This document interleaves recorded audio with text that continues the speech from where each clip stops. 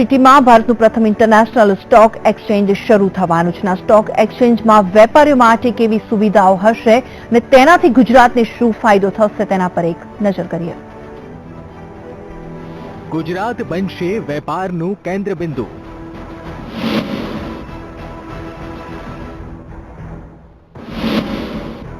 દેશ વિદેશના લોકો કરશે ટ્રેડિંગ.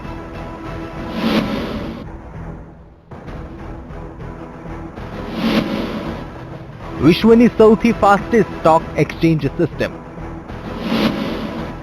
ગુજરાતના પાટનગરમાં નિર્માણ પામી રહેલી ગિફ્ટ સિટીમાં ગ્લોબલ ઇન્ડિયા ઇન્ટરનેશનલ સ્ટોક એક્સચેન્જનું ઉદ્ઘાટન કરવામાં આવશે.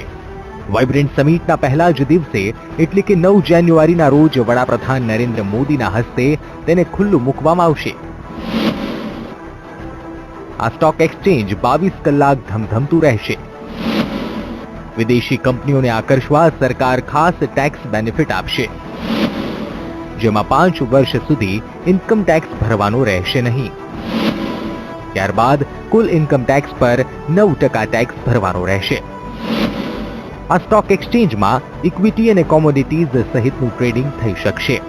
ટેકનિકલી શાર્પ એવી સિસ્ટમમાં રિસ્પોન્સ ટાઈમ માત્ર 4 માઇક્રોસેકન્ડનો હશે, જે દુનિયાની સૌથી ફાસ્ટેસ્ટ એક્સચેન્જ સિસ્ટમ બની રહેશે. ગિફ્ટ સિટીમાં કરોડો રૂપિયાના ખર્ચે શરૂ થનારા આ સ્ટોક એક્સચેન્જથી ગુજરાતના વેપારીઓને કોઈ ફાયદો નહીં થાય, કારણ કે સરકારે આ સ્ટોક એક્સચેન્જ ફક્ત વિદેશના રોકાણકારો માટે શરૂ કર્યું છે. સત્તાધીશોના દાવા પ્રમાણે આ સ્ટોક એક્સચેન્જ ઇન્ટરનેશનલ રોકાણકારો માટે વધુ ફાયદાકારક છે. ગિફ્ટ સિટી ભારતીય રોકાણકારો માટે નથી. ગિફ્ટ સિટી ઇન્ડિયાનો ભાગ છે, પણ ઇન્ડિયા કરતા જુદું કરવામાં આવી રહ્યું છે કે જે ઇન્ટરનેશનલ ઇન્વેસ્ટરો માટે ઘણું ફાયદાકારક સાબિત થશે. જે ગિફ્ટ સિટી છે એ ભારતીય ઇન્વેસ્ટરો માટે નથી.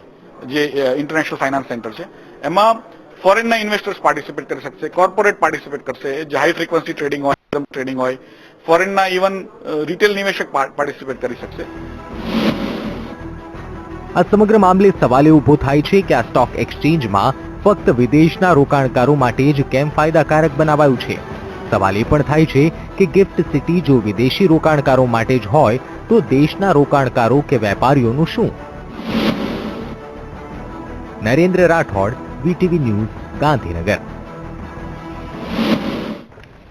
અને સમાચાર પર નજર કરીશું.